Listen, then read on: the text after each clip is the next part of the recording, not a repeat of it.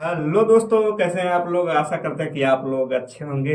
देखिए हमारे अमन भाई आए हमारे स्टूडियो में और इनका गाना बहुत ही अच्छा चल रहा है, इंस्टाग्राम पे ट्रेंड में चल रहा है। आइए, जोरे पगली। जोर पगड़ी।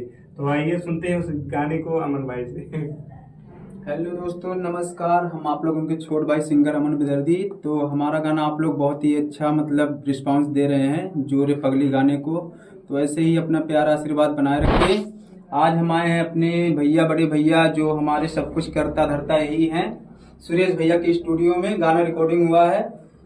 और फिर आप लोग को सुनाते हैं, आइए जोरे पगली गाने को अपने आवाज में। सही है कि नहीं? हाँ, चलिए सुना दीजिए।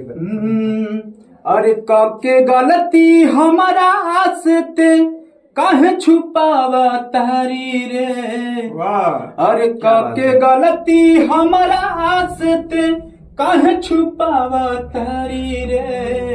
अरे जोरे पगली खुश न रहबी जेतना रोआवा तारी रे।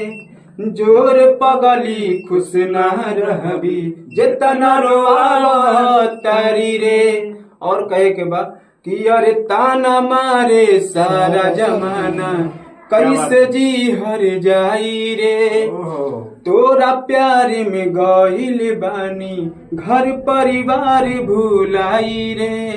अरे सभे लोग सतावता अब तेहू सतावा तारी रे। सभे लोग सतावता अब तेहू सतावा तारी रे।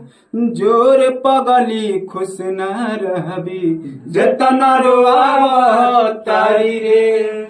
जोर पगली खुश न रहबी जेतना रोआवा तारी रे। तो हेलो सब लोग, आप लोग जाइए यूट्यूब पे सर्च मारिए जोरे पगली और गाने को सुनिए। आप लोग बहुत ही अच्छा सॉन्ग है। प्यार आशीर्वाद और अपना दीजिए। प्यार आशीर्वाद बनाए तब रखिए। तक मिलते हैं। और हमारे भैया को चैनल को भी सब्सक्राइब करिए। आपको भैया क्या चैनल है? सुरेश राजा। सुरेश राजा ऑफिशियल।